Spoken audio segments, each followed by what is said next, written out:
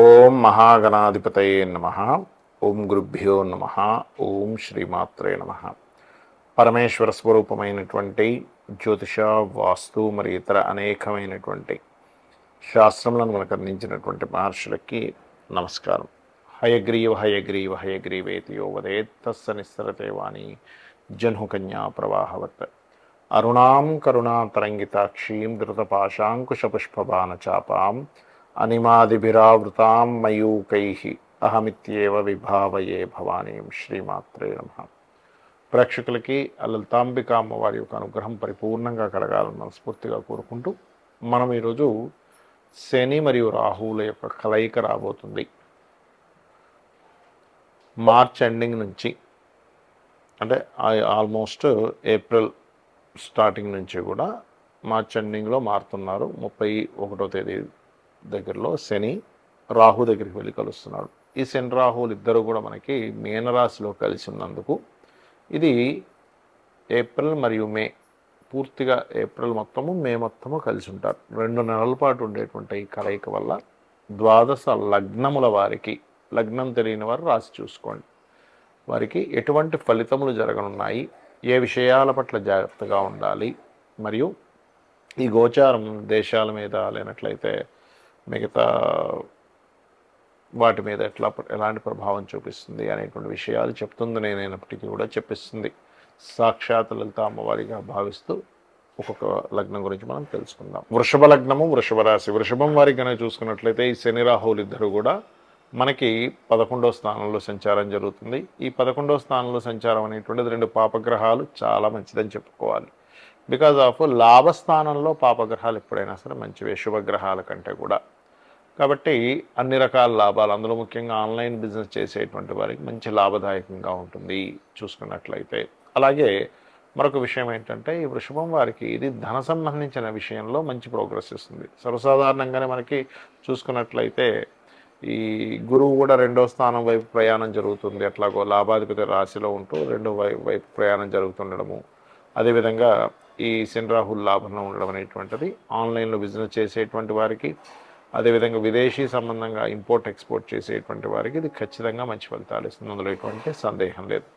అలాగే ఉద్యోగం కోసం ఇతర ప్రాంతాలకు వెళ్ళడము, ఉద్యోగ సంబంధంగా వేరే వేరే ప్రాంత సంబంధంగా ప్రయత్నాలు చేయడము, ఇట్లాంటి వాళ్ళకి, మరియు విదేశాల్లో ఇంపోర్ట్ ఎక్స్పోర్ట్ అంటే ఇక్కడ నుంచే ఇంపోర్ట్ ఎక్స్పోర్ట్ చేసేటువంటి బిజినెస్లో ఉండేటువంటి వారికి చాలా మంచి ఫలితాలు ఇస్తుంది. మరియు ఈ కలయిక ఎవరికైనా సరే పితృదోషాలు ఉన్నట్లయితే, వాళ్ళ జన్మజాతకాలు పితృదోషాలు ఉండి కొంతమందికి ఏంటంటే అభివృద్ధి ఉండదు, అంటే సంతాన అభివృద్ధి ఉండవు, అలాంటి వారికి ఈ కలయిక మీరు పితృదేవతా సంబంధించినవి చేయడం ద్వారా సంతాన యోగాన్ని కూడా ఇస్తుంది, గుర్తుపెట్టుకోండి. కాకపోతే మీకు లగ్నం నుంచి 5వ స్థానంలో కేతువు యొక్క సంచారం జరుగుతుంది కాబట్టి కొన్ని నిర్ణయాలు తీసుకునేటప్పుడు కాస్త జాగ్రత్తగా నిర్ణయం తీసుకోవడము, సంతాన సంబంధించిన విషయంలో మరింత పురోగతి రావాలంటే గణపతి యొక్క ఆరాధన చేయడము, విష్ణువు యొక్క ఆరాధన కనుక చేసినట్లయితే ఈ శని రాహు మరియు కేతువు యొక్క ప్రభావం పూర్తిగా తగ్గి, ఇక్కడ ఏమవుతుంటుందంటే ఈ కాంబినేషన్స్ ఉన్నప్పుడు కొన్ని నిర్ణయాలు తీసుకునేటప్పుడు కూడా రాంగ్ డెసిషన్స్ తీసుకుంటూ ఉంటారు. కాబట్టి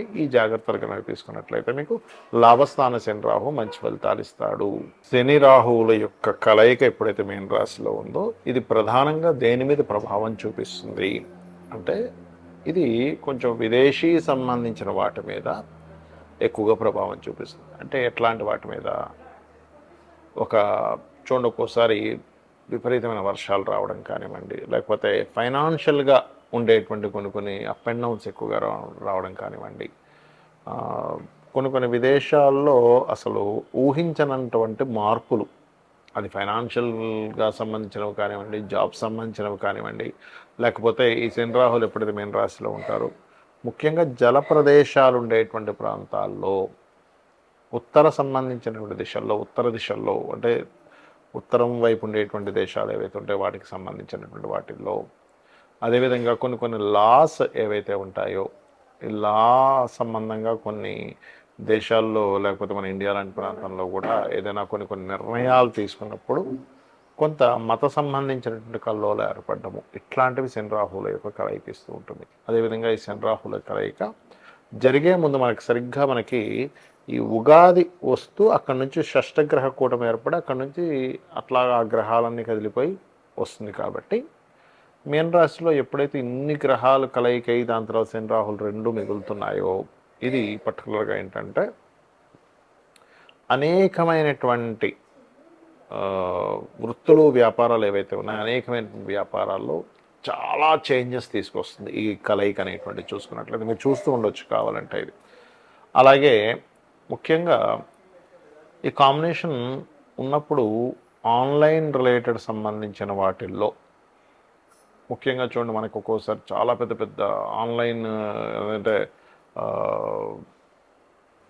ఇంటర్నెట్స్లో మనం చూస్తూ ఉంటాం, అమ్మో అసలు ఇది ఇంత పెద్ద స్కామ్ అయిందండి లేనట్లయితే ఒక్కోసారి మనకి కొన్ని కొన్ని జరుగుతూ ఉంటాయి. అంటే అట్లాగా వేరే వేరే ఆపరేటింగ్ సిస్టమ్ని వీళ్ళు చేస్తూ ఉంటారు. అంటే ఏంటి, వాళ్ళ ఆధీనంలో తీసేసుకుంటూ ఉంటారు. అటువంటివి జరగడము ఇట్లాంటి కొన్ని కొన్ని జరుగుతుంటాయి అన్నమాట. ఒక్కోసారి చూడండి హ్యాక్ చేశారంటూ ఉంటారు. పెద్ద పెద్ద ఆర్థిక సంబంధించిన వ్యవస్థలని పెద్ద పెద్ద ఆర్థిక సంబంధించిన వాటిని హ్యాకింగ్కి గురయ్యేటువంటి ఛాన్సెస్ ఉంటుంది ఈ కాంబినేషన్ ఉన్నప్పుడు. సో అది చాలా ప్రధానంగా గుర్తుపెట్టుకోవాలి. అయితే ఇక్కడ మరి కొంతమందికి డేట్ ఆఫ్ బర్త్ కానీ టైం కానీ ప్లేస్ కానీ ఉండదు. మరి అలాంటి వాళ్ళు ఏం చేయాలి ఈ శని రాహుల యొక్క కలయిక ఉన్నప్పుడు? అంటే ఇది అందరికీ బ్యాడే ఇవ్వాలంటూ లేదు, కొంతమందికి మంచి కూడా చేస్తుంది. అంటే ఉదాహరణకి మీ జన్మలగ్నం నుంచి ఉదాహరణకి 3వ స్థానము లేదా 6వ స్థానము లేనట్లయితే 11వ స్థానంలోనూ ఉన్నారనుకోండి, అది మంచిది చెప్పాలంటే. అంటే అదొక 2 పాపగ్రహాల యొక్క కలయిక మంచి ఫలితాలు కూడా ఇస్తుంది, ఇవ్వదని కాదు. మరి date of birth time of birth place of birth కూడా లేదు. అప్పుడు ఏం చేయాలి? సింపుల్గా ఏం లేదు, ఈ 2 నెలల కాలము కూడా చండీ పారాయణం చేయండి. ఎవరైనా సరే చండీ పారాయణం వినడం కానీ పారాయణం చేసుకోవడం కానీ చేయాలి ఒకటి. రెండవది ఏమంటే నాకు చండీ పారాయణం చేసుకునేంత శక్తి లేదు అని అనుకునేటువంటి వారు ఓం దుమ్ దుర్గాయ నమః నామము లేదా ఓం చండీ దేవతాయై నమః అనేటువంటి నామం చేసుకోవచ్చు. ఎందుకంటే ఈ రాహు అనేటువంటిది పొగ, ఈ రాహు అనేటువంటిది ఇన్ఫెక్షన్స్, ఈ రాహు అనేటువంటిది కనబడకుండా ఉండేటువంటి లక్షణాలు కలిగినటువంటిది రాహు. ఛాయాగ్రహాలు అంటూ ఉంటారు, నోట్స్ అంటూ ఉంటారు. దానికి కర్మకారకుడు మీనరాశిలోకి ఎంటర్ అయినప్పుడు అది గురుత్వ సంబంధించిన రాశి అయినందుకు మనకి చూసుకున్నట్లయితే గొప్ప గొప్ప పీఠాధిపతులు లేనట్లయితే గొప్ప ఆధ్యాత్మికవేత్తలకు కూడా దీని యొక్క ప్రభావం పడుతుంది. వాళ్ళ యొక్క లైఫ్స్ మీద కూడా దీని యొక్క ప్రభావం పడుతూ ఉంటుంది శని రాహుల యొక్క కలయిక అనేటువంటిది. కాబట్టి ఎవరైతే ఈ రాహుకు సంబంధించినటువంటిది అదేవిధంగా శనికి సంబంధించిన జపం చేయించుకోవడము లేకపోతే ఈ 2 గ్రహాల దగ్గర దీపారాధన చేయడము మరియు ముఖ్యంగా గో సంపద గోవులకు సంబంధించిన విషయంలో కూడా ఈ శని రాహువుల ప్రభావం పడుతుంది. కాబట్టి చాలా జాగ్రత్తగా ఉండాలి. అలాగే మరొక విషయం ఏంటంటే ఇక్కడ మీకు జన్మజాతకంలో మీ పర్సనల్ చార్ట్లో ఎవరికైనా శనిలో రాహు కానీ రాహులో శని కానీ జరిగేటప్పుడు మరింత జాగ్రత్తగా ఉండాలి. ఎందుకంటే ఈ కాంబినేషన్స్ ఎవరికైనా మాకు శని మహర్దశలో రాహు అంతర్దశ నడుస్తుందండి, రాహులో శని నడుస్తున్నాడు, లేకపోతే ప్రత్యంతర దశలు అంటారు, అంటే దశాభుక్తి అంతరము ఆ 3rd స్టెప్స్లో పర్టికులర్గా జరిగినప్పుడు ఆ పర్టికులర్ టైంలో ఏంటంటే కొన్ని నిర్ణయాలు తీసుకునేటప్పుడు డెసిషన్స్ అంటూ ఉంటారు. డెసిషన్స్ తీసుకునేటప్పుడు కాస్త జాగ్రత్తగా డెసిషన్ తీసుకోవాలి.